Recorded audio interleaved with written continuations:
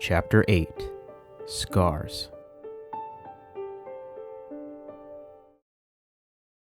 Scarred is the one with stories to tell. Scarred is the one whose wounds cut deep. Scarred is the light born into a world of terror and disarray. I was scared, and my wounds have never faded. The world turned black as a world with no sun. I felt nothing. Peace, at last. No longer did the wounds of my body pierce me into a delicate state. Would I let the light in, or simply let it all go and fade into the void? No. I awake and let the sun bathe my eyes. However, there was no sun, only brown, decrepit sets of wooden planks. Currently, my body was laid out on the same material, and as I continued to stare at the torn sight in front of me, I wondered if this was meant to be a ceiling. If it was, then something was clearly wrong here. Every bit of the planks were battered and cut, leaving jagged edges in most areas. Even the sturdy sandstone brick walls behind me were cracked or missing bricks here and there.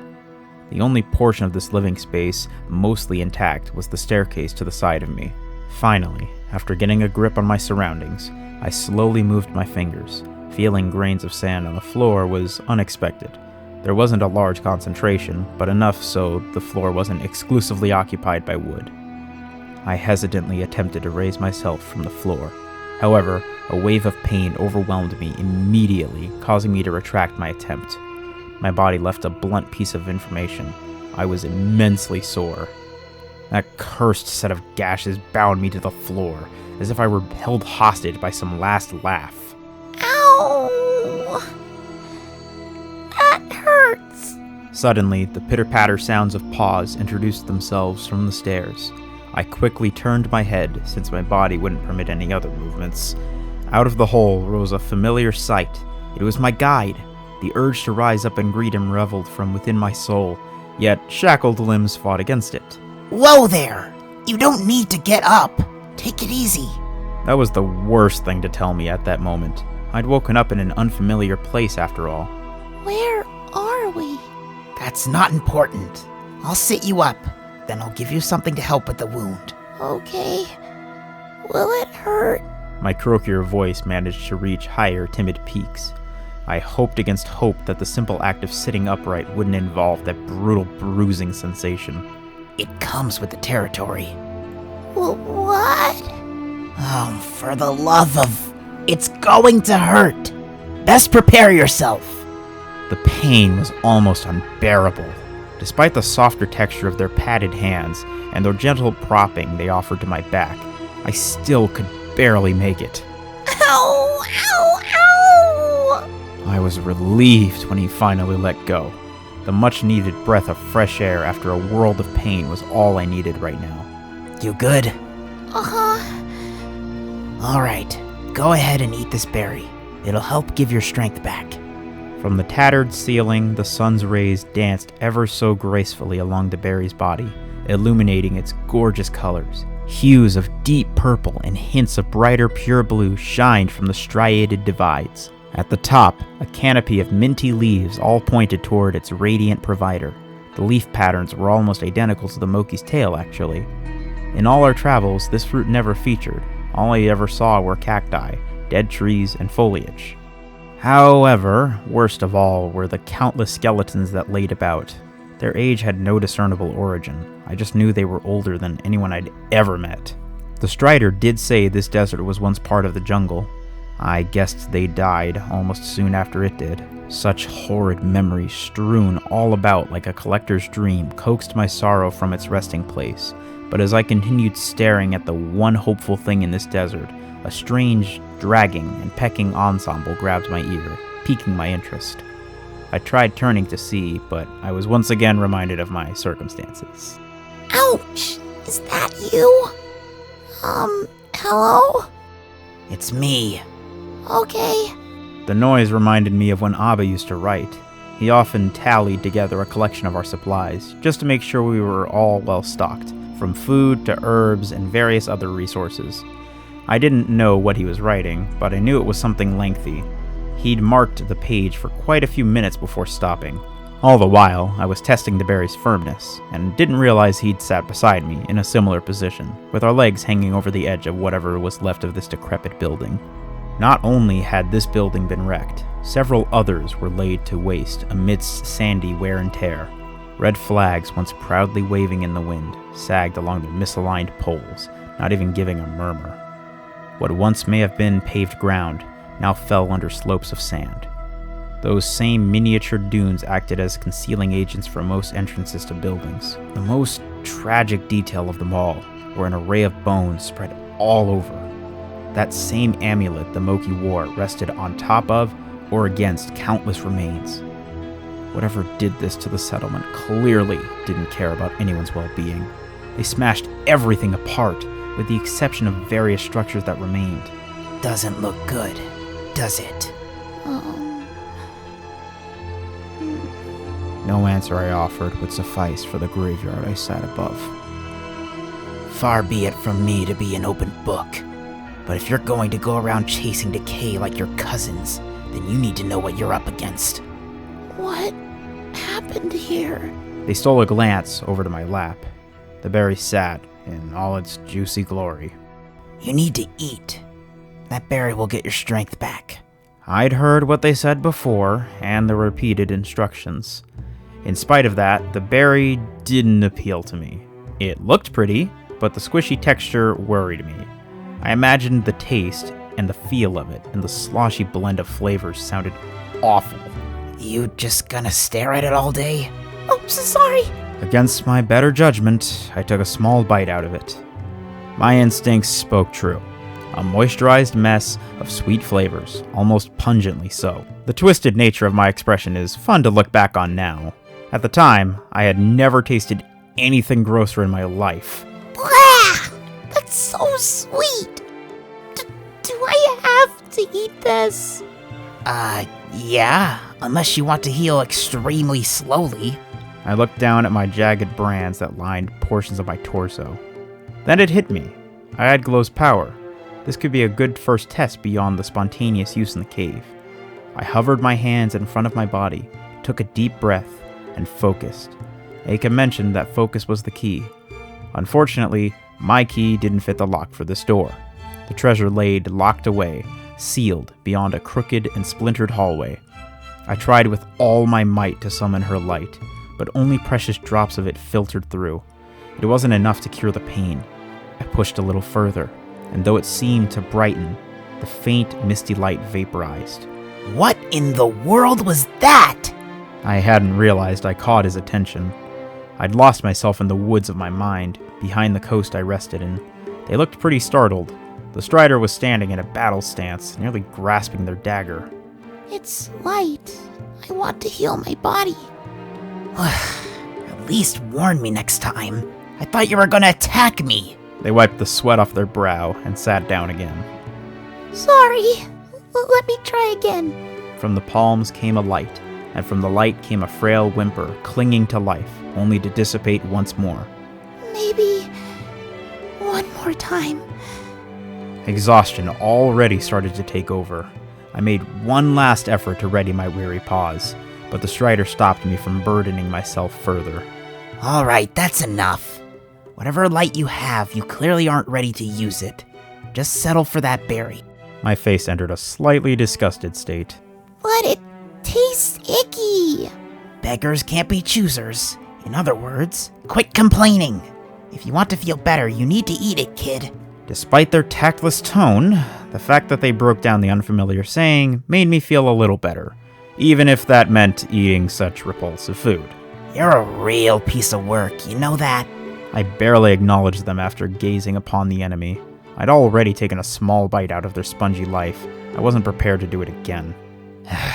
If you promise to eat it, I'll tell you more about my kind. I can't believe I'm doing this.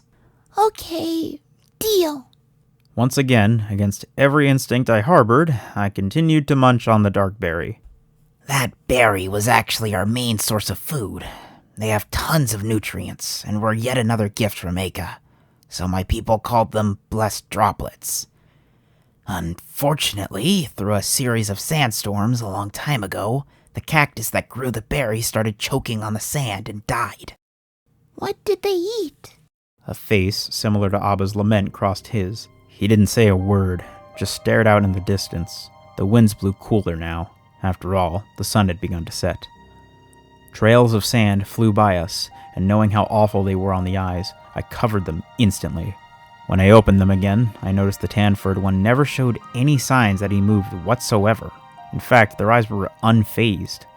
A subtle glint shined before eventually being carried on the wind. To say I was jealous of this peculiar talent would be an inadequate description to my past self.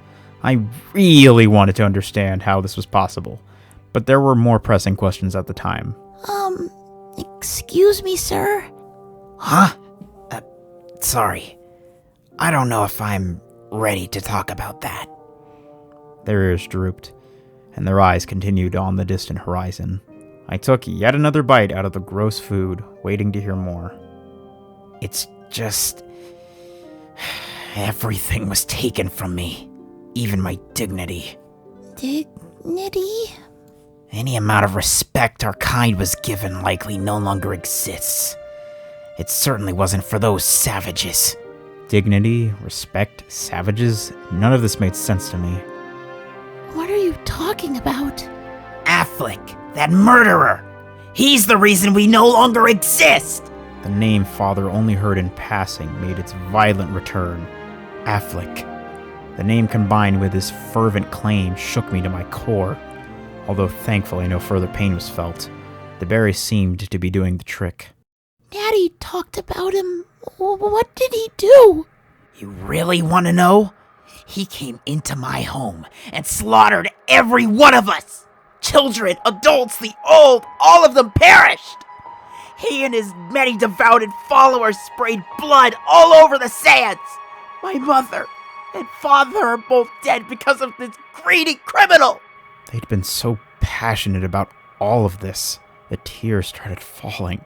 2 thin streams of bottled passion flowed, and only continued to overflow as he kept going.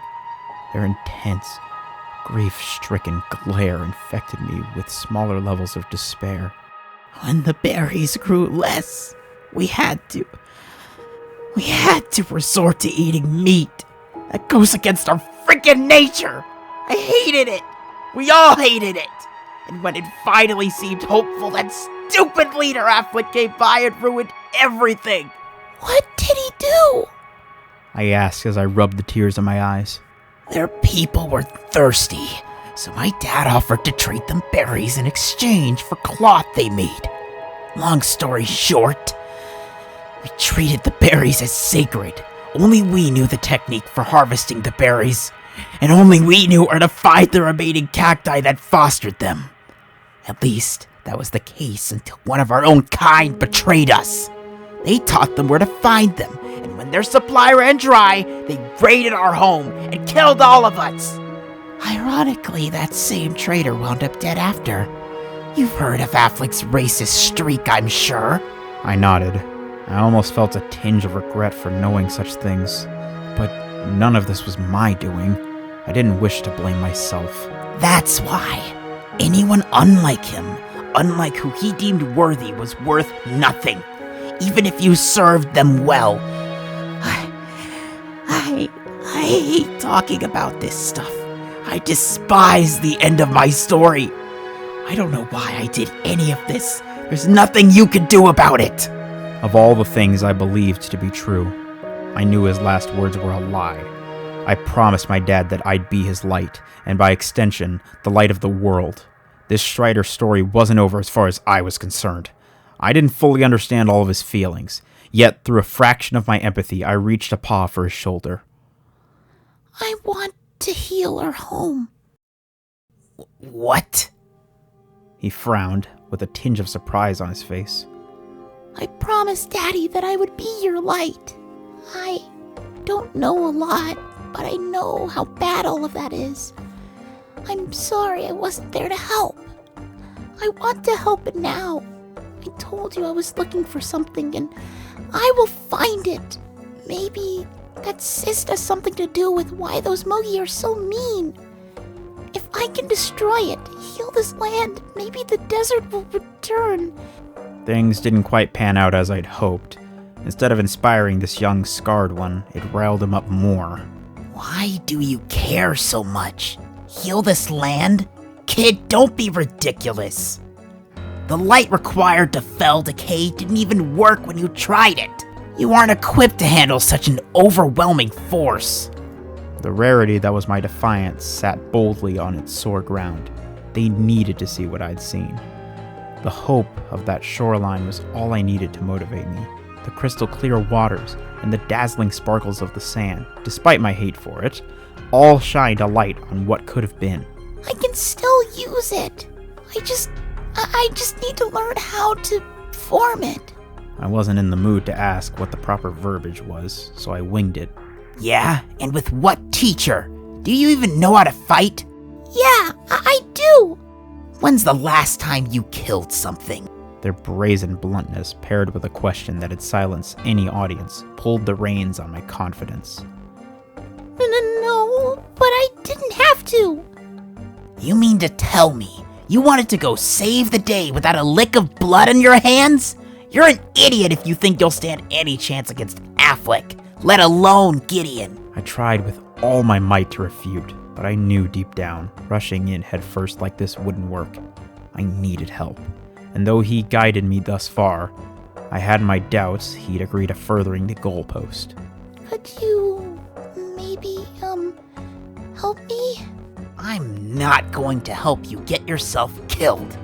I said I'd patch you up, not go traveling to Affleck's domain. Not if you aren't willing to land a single killing blow. My ears fell to my backside as I invited the silence once more. It's kill or be killed out there. Decay doesn't discriminate. If you can't wrap your head around that, then go home.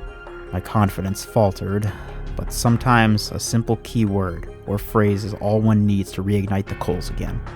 No. What? His ears perked up. I said no.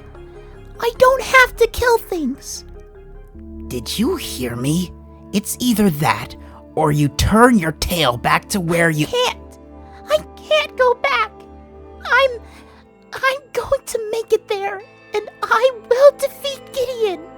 With what battle skills? You haven't even put one blade into another. You've never spilt any blood. You will never land a hit on the Blade Knight. I don't need to kill them. We're supposed to protect Zoe. I don't have to make them bleed.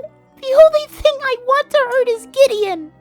Decay isn't alive, Daddy said. Right, still clinging onto the words of your daddy. You have to think for yourself instead of referencing his every word.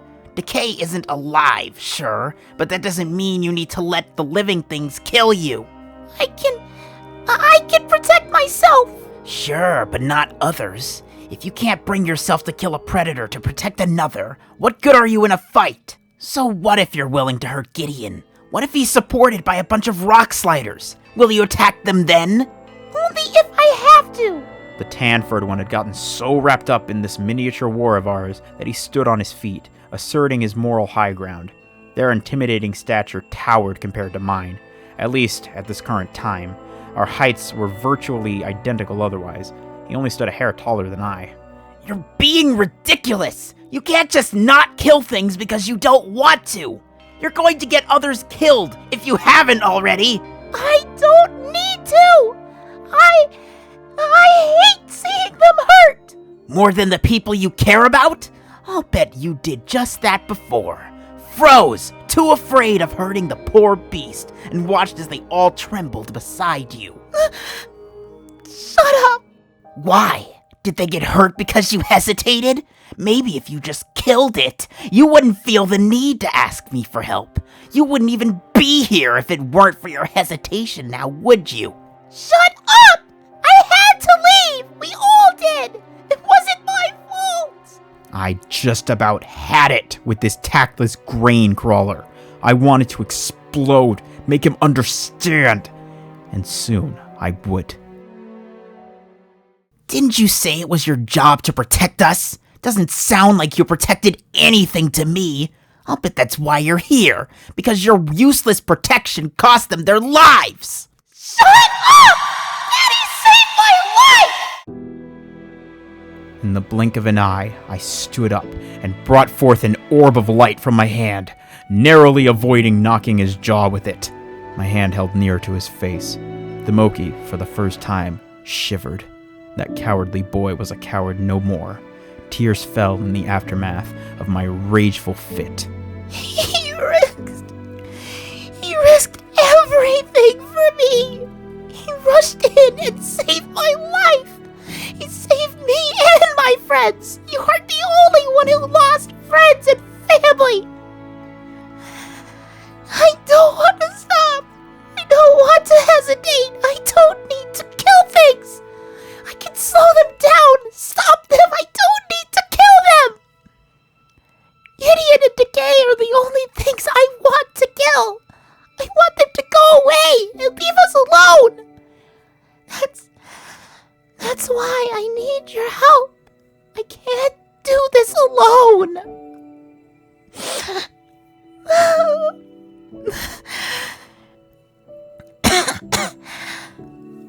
Affleck sounds so awful. I want to stop him, and maybe that will help you. Me? Why do you care so much about me all of a sudden? I told you, I want to heal this land. This isn't only for the trees and the plants. I want to help others. I want to help them all be happy. I don't want anyone to see what I've seen. What do you mean? I realized I never told him about my visions. He appeared very confused. I've seen so many gross things. My eyes sometimes show me bad things. It makes everything so scary. I don't want that for you. You said everyone around you died. You saw so many bad things, and I'm sorry. I'm sorry none of us can help you. But I'm here now. And if you'll help me, we can all stop this from happening. I stared at the brilliant white sphere in my hands. I realized I'd never once cast this light before. It had to be Florence. In my spurred rage, I managed to figure out its secret, and now I felt confident I could do so again. I'm so sorry. I would never hurt you. I just didn't want you to say so many mean things and feel hopeless. I saw a pretty stream flowing by the desert. There was no decay in it, just water. It was so calm. I want everyone to see that again. Please, help me make that happen. Kid? The two of us traveled on a journey of body language. We subscribed to the silence, only speaking through our eyes, ears, and maybe occasionally our tails. With all the searing anger subsided, we sat down. Though I did so much slower due to a striking amount of pain that ached from my scars. We looked out at the passing sun. Its light barely even existed now. Its rays painted hues of purple and orange along the horizon. The sand didn't stop by to obstruct the view. Nothing sought to spoil this tranquil moment we desperately yearned for. Once the sun completely gave in to the moon's starlit sky, they spoke again. You know, I've never seen a spirit with scars before. It's kind of cool. Of all the expressions I had at my disposal, a simple blush never crossed my mind as appropriate. Yet, I couldn't help myself. What? It's not that cool. Are you kidding me? Scars are awesome. Actually, we both have scars. Huh? What do you mean? I don't see any. Metaphorically speaking. I was hurt by my past, and so were you. On top of that, you've got some neat marks on your chest. I guess we have something in common. Yeah, I guess so. All right. I'll help you. But you had better be ready to make the tough calls. If you want to heal the world, you'll need to put that training of yours to good use. I can't teach you how to use those lights, but I'll do what I can to help with your fighting ability. I so desperately yearned to hug him as thanks, but my wounds saw to it that I remained relaxed. Thank you. Thank you for giving me motivation. I can't keep sitting around on this hot place. I'm going to avenge my family. I had a best friend who left me here a few years ago. Maybe she'll be there too. I'm sure she'll be out there somewhere. Sorry, I don't know your name. Oh, it's Ansar.